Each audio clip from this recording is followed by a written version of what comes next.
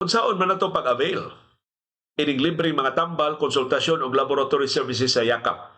Yaman ng Kalusugan Program sa PhilHealth.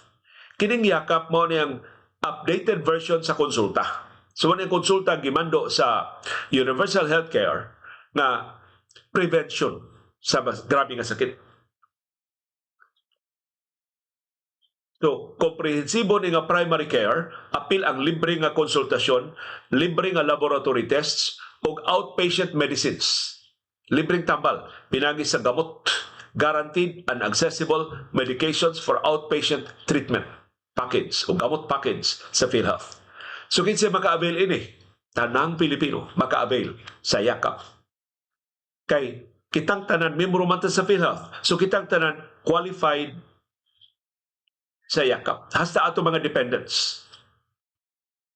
So maka-avail sa Yakap ang direct contributors kato mga trabahante karon sa gobyerno o pribado mga kompanya nga nagdawat pagsildo nag-contribute pa sa PhilHealth.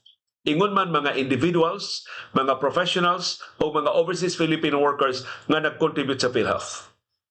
Mao ni sila maka-avail. Number 2, ang indirect contributors. Naglakip ni sa mga indigents, mga kabos, senior citizens, persons with disability, 4Ps beneficiaries o solo parents. So, saan is beneficyo sa solo parents? Covered mo sa PhilHealth. Bisag wa mo yung contribution. Bisag di pa mo senior citizen. Number 3, dependents. Practically, tanang Pilipino maka-avail sa Yakap. Hangtod ra 20,000 pesos ang tambal na atong ma-avail sa usa ka tuig. Ug kung di nato ni mahurot sa usa ka tuig, di ni mo carry over sa sunod tuig.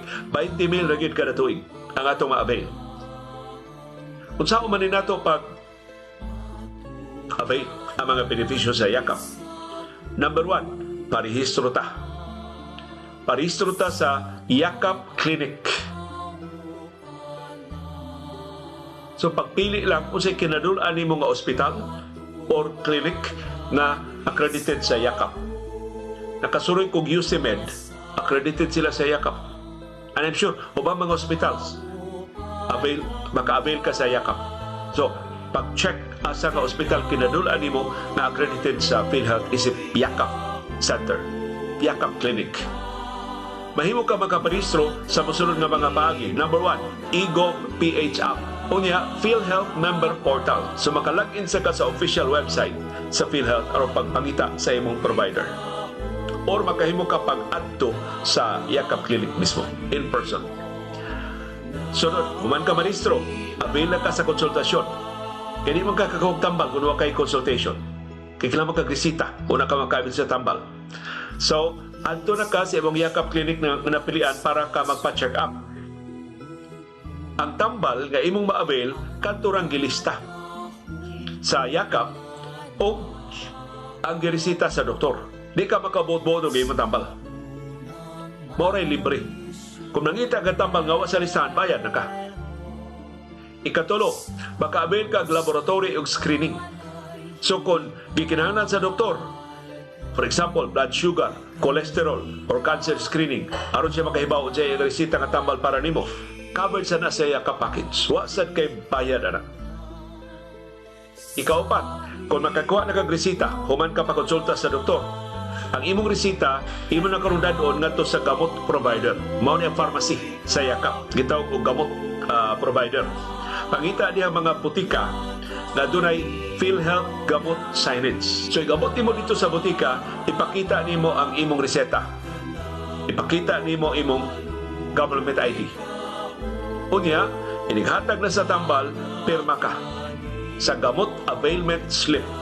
Pag matuod nakadawat ka sa mga tambal, why bayad? Libre ang tambal. Basta naa ang tambal sa listahan sa gamot o wa pagkakalapas sa imong 20,000 na yearly limit. So unsa may mga tambal nga covered ining Yakap? Gipalapda na ang tambal gikan sa 21 na himo na karong 75 ka mga essential medicines na nag-cover sa mosunod nga mga sakit, infections. So antibiotic sama sa amoxicillin, libre. Hypertension o heart disease, so mga maintenance drugs, losartan, apil, libre. Ikatulo, diabetes o high cholesterol. Libre ang mga tambal sa diabetes. Motong na metformin. Ikaupat, asthma o COPD. Sus, akong manghod, wa pa yung taon mamatay, makaabil ini. Libre ang iyang COPD medicine. O ikalima, ang nervous system disorders. So, palihog, pa-enroll na mo sa yakap. Ayaw mo pa-enroll unya kung magkinanglan na mo. Karon mo mong kinanglan, pa-enroll na mo daan. Aron di na maghuna-huna pa ta sa itong sakit, maglibog pa ta asa ta maka pangayog tabang para sa atong sakit.